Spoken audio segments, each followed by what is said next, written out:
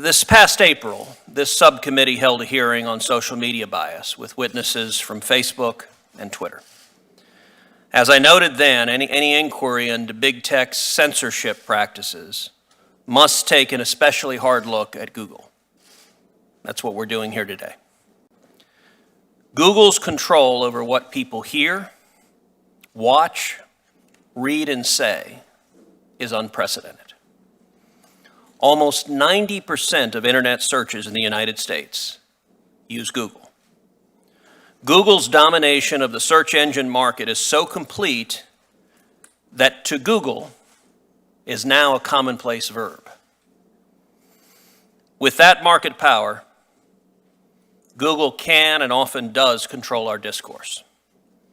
And sometimes tech companies talk about their products and the effects of those products as though they're forces outside of big tech's control. As we've heard time and time again, big tech's favorite defense is, it wasn't me, the algorithm did it.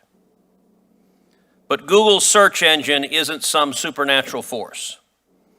It's a computer program written and maintained by people. So every time we search on Google, we see only the web pages that Google decides we should see, in the order that Google decides we should see them. Type a few letters into the search bar, and Google will tell you what you should be looking for. The same is true of Google's subsidiary, YouTube, the second most visited web page in existence. When you search on YouTube, programs written by people at YouTube provide you with the results. When you watch a video, a program written by the people at YouTube suggests what you should watch next. And when you submit a video, people at YouTube determine whether you've engaged in so-called hate speech, an ever-changing and vague standard meant to give censorship an air of legitimacy. This is a staggering amount of power to ban speech, to manipulate search results, to destroy rivals, and to shape culture. More and more, Americans are demanding accountability from big tech for that massive power. One thing is certain: Congress never intended to empower large technology companies to control our speech when it passed Section 230 of the Communications Decency Act. That provision, Section 230, gave tech companies special privileges that nobody else gets. If the New York Times or the Wall Street Journal were to publish an op-ed that libeled a private citizen, they can be held responsible. This is the case even when those organizations don't write the content that breaks the law. They can be held responsible merely for publishing it. Not so for companies like Google and YouTube. If someone uses one of those services to commit slander, or to transmit classified material, or to traffic guns or drugs, far too often Google is off the hook. Section 230 makes it immune. Big tech gets a perk, a subsidy, that no one else does. Fox News, MSNBC, or anybody else. This immunity, however, was part of a deal. It was a trade. Section 230, the text of it, refers to the internet as, quote, a forum for a true diversity of political discourse. That was the trade at the heart of Section 230. This is because we expected tech companies in the business of carrying others' speech wouldn't favor any side when they did so. There wouldn't be a conservative internet and a liberal internet. There'd just be the internet. That bargain today is falling apart.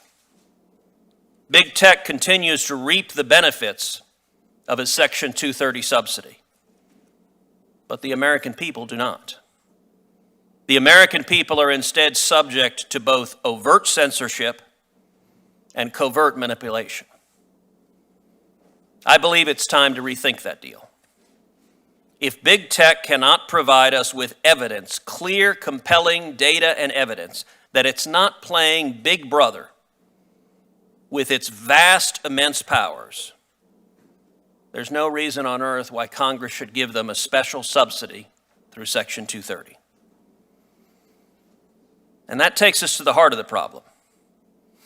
Big tech is anything but transparent. Google is happy to collect data on everyone, everywhere, constantly. On you, on me, on all of us. They make sure they know what you search, what you shop for online, what you like. They track your location within a matter of feet so that they know when you visit a physical store. But the information sharing is a one-way street. This must change. Google cannot simply hide behind its algorithms.